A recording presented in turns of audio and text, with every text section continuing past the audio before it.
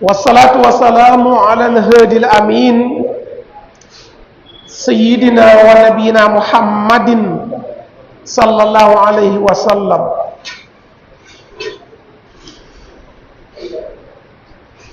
ربي اشرح لي صدري ويسر لي أمري واحلل عقدة من لساني يفقهوا قولي واجعل كلامي راشدا ومرشدا وفكرتي نوي وقلبي أرشدا سدد لساني نوّر جناني صفي أماني وذد برائي. Chers frères et sœurs, alhamdulillah, nous remercions Allah qui nous a donné la vie et la santé. Et c'est par sa grâce que nous sommes là encore pour vous entretenir. Le thème que nous avons choisi aujourd'hui, c'est Al-Hajj, le pèlerinage. Likulli makan maqal wa likulli zamanin maqal. Chaque place, on doit avoir un thème. Mais également, chaque période a son thème. Chaque place a son thème, mais également chaque période a son thème. Bientôt, nos chers pèlerins vont se converger vers une seule direction, la Mecque, pour accomplir leur 5e pilier de l'islam. Donc, vous comprenez que le pèlerinage est le 5e pilier de l'islam. Après la profession de foi, attester qu'il existe un seul et unique Dieu, Allah, et que le prophète Mohammed sallallahu alayhi wa sallam est son messager, c'est le premier pilier. Le deuxième pilier, c'est la salat. Le troisième, la zakat. Le quatrième, le jeûne du mois de Ramadan. Et le 5e, le pèlerinage. Voilà pourquoi Allah subhanahu wa ta'ala nous dit وَلِلَّهِ عَلَى النَّاسِ حِجُّ الْبَيْتِ مَنِ اسْتَطَاعَ إِلَيْهِ سَبِيلًا. Allah subhanahu wa ta'ala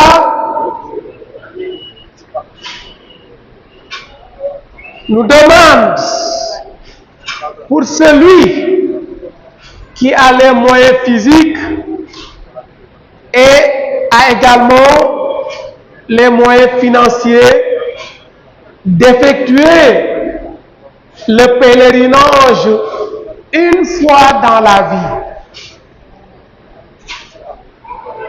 L'obligation, c'est une fois dans la vie. Et une fois que vous avez effectué une fois le pèlerinage, c'est déjà bon. Et si vous pouvez, et si vous avez les moyens, et vous continuez à faire également, et les mérites vous seront accordés. Mais l'obligation, c'est une fois dans la vie, pour celui qui a les moyens physiques et financiers.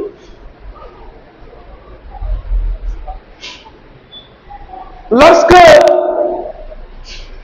le prophète Ibrahim alayhi salam et son fils Ismaïl ont soulevé la Kaaba, donc ils ont soulevé la Kaaba, donc ce qui veut dire que elle était là déjà. Allah lui dit wa azzim fin nas bil hajj ya'tuka rijalan wa ala kulli damirin ya'tina min kulli fajjin amiq liyashhadu manafi'a lahum. Allah lui dit appelle les gens au pèlerinage, appelle-les et ils te parviendront des hommes de toutes les directions. Les hommes vont te parvenir de toutes les directions. Avec tous les moyens de transport.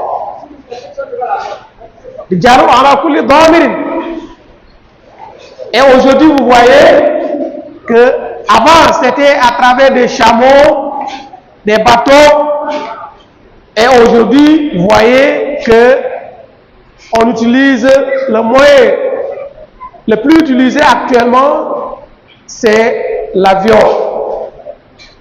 Pour nous qui sommes loin, et d'autres vont utiliser des voitures pour se converger à la Mecque.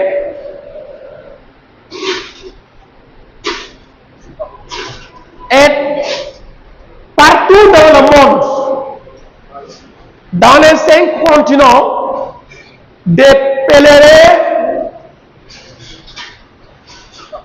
quittent ces 5 continents partout pour aller effectuer le Hajj, que ce soit en Afrique, en Asie, en Europe, en Amérique et même en Océanie. Min kulli fajjin amiq. Et Ibrahim alayhi salam a tenu ce propos. Ya ayyuhan nas, inna rabbakum bana baytan wa awjaba alaykum al-hajja ilayhi fa'ajibu rabbakum. Voilà le propos qui a été tenu par le prophète Ibrahim alayhi salam. Donc, il prend la direction de l'Est. Il dit ça. Il prend l'Ouest, le Nord et le Sud. Donc, il se dirige vers l'Est pour dire, oh les hommes, oh vous les hommes, sachez que votre Seigneur a construit une demeure, une maison. Et il vous a ordonné le Hajj. C'est un consigne. C'est un ordre divin.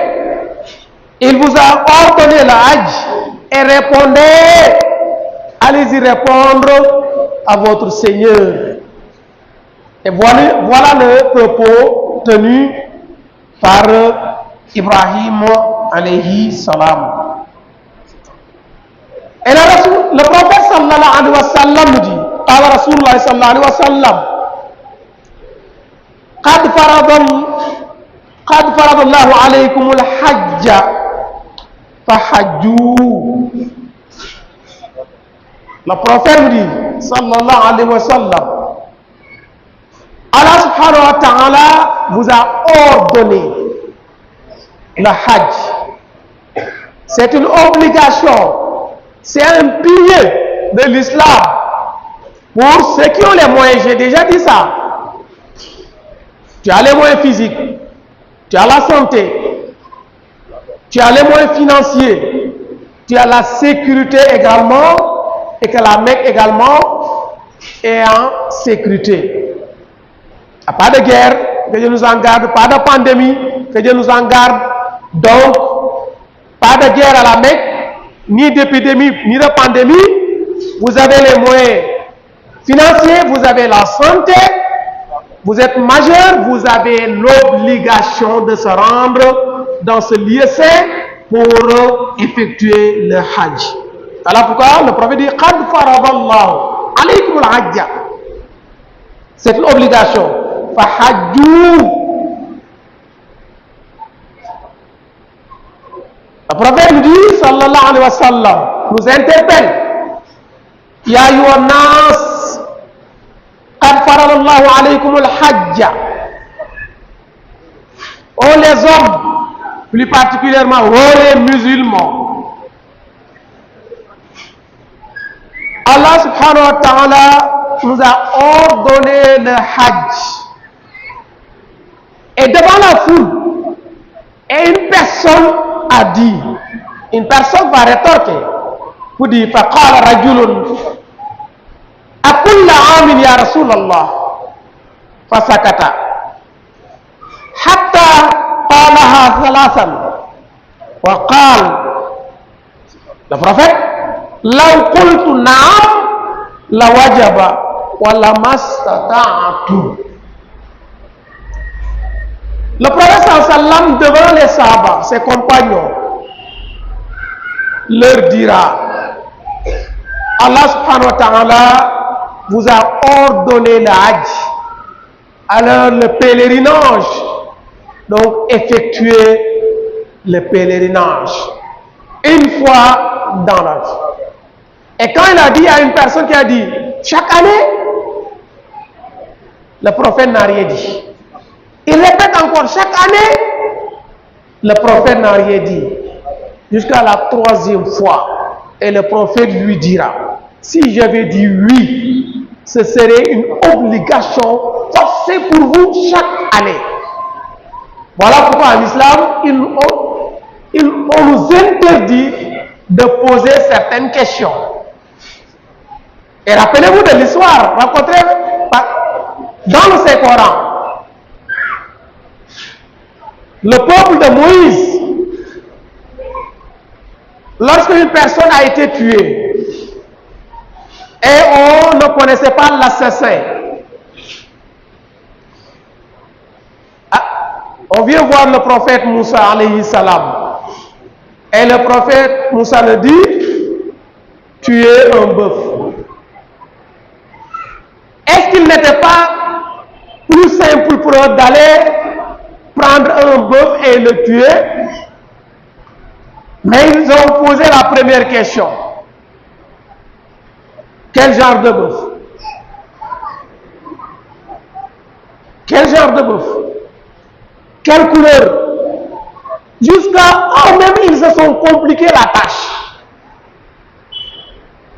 Un bœuf jaunâtre, jeune, qui n'a jamais puisé de l'eau, qui n'est jamais allé au champ, qui n'a jamais travaillé, jeune, pas vieux. Vous voyez, ça devient compliqué. Et ils ont dépensé beaucoup d'argent pour pouvoir en avoir, pour avoir ce bœuf. Même si ils étaient même dépaysés, ils étaient même... Parce que voir un assassin à quoi avoir avec tuer un bœuf.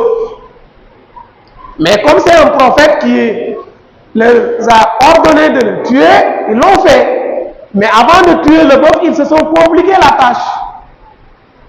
Donc il est interdit, chers frères et sœurs, de avancer sur certaines questions, trop de questions. Même si on nous dit de demander, oui, tout ce qui concerne la religion, les ibadat, comment prier, comment jeûner, comment voilà. Mais avancer sur certaines choses, il est interdit. Donc, pour revenir à notre mouton, le prophète sallam dit, si j'avais dit oui, ce serait une obligation pour vous pendant chaque année. Donc, le hajj c'est une obligation, un pilier de l'islam. Quelles sont maintenant les chartes?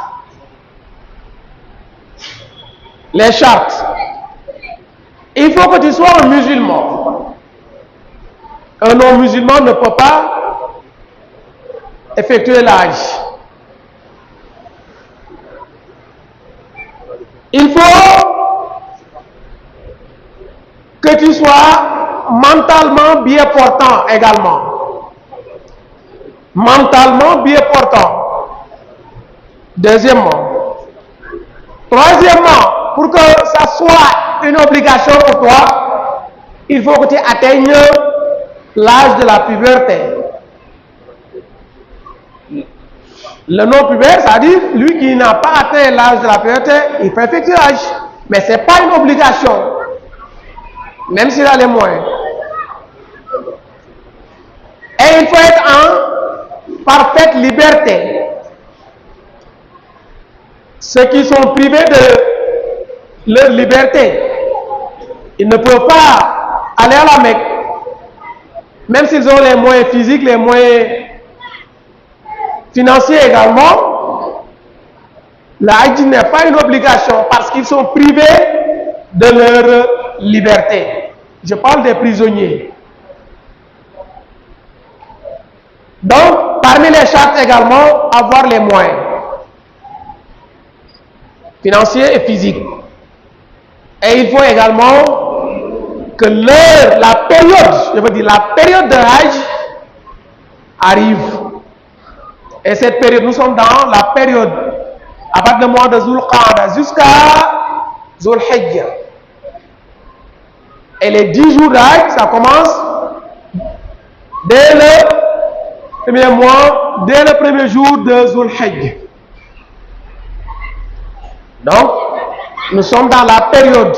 Et bientôt, Inch'Allah, les fidèles vont commencer à se converger vers la Mecque. Que Dieu leur accompagne. Quelles sont les obligations d'Hajj maintenant? Ça, ce sont les chartes. Avant d'aller à la Mecque. Maintenant, les obligations pendant le Hajj. Al-Ihram, c'est le fait de sacraliser. Le fait de rentrer dans le Hajj, l'intention. Donc, Al-Ihram, comme on l'appelle. Deuxièmement, Tawaf al-Ifada.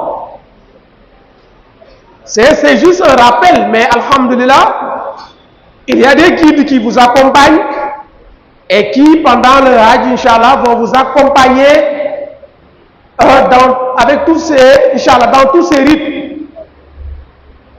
Parce qu'une obligation, quand on la laisse, ça peut avoir une conséquence dans le Hajj. Donc, Tawaf al-Ifada. As-sa'yu bayna Safa wal Marwa. Courir 7 fois Safa Marwa. Al-Wuquf bi Arafat. La station à Arafat. Voici les obligations que tous les guides, Inch'Allah, vont tenir compte pour que vous pratiquiez votre Hajj dans la meilleure des conditions recommandées par l'islam. Chers frères et sœurs, à l'instar de tous les piliers, comme la prière, comme la zakat, comme le jeûne, quand on effectue le Hajj, on gagne beaucoup de mérite. Oui, beaucoup de mérite. Que Dieu nous facilite les moyens pour pouvoir effectuer ce Hajj. Le prophète nous dit: Al-Umratu ila al-Umrati kafaratun lima baynahuma wal hajjul mabrur laysa lahu jazaa'un illa al-jannah. Quand vous effectuez le Umrah jusqu'au Umrah prochain, ça éponge, ça efface tous les péchés mineurs. Je dis bien les péchés mineurs, ça les efface.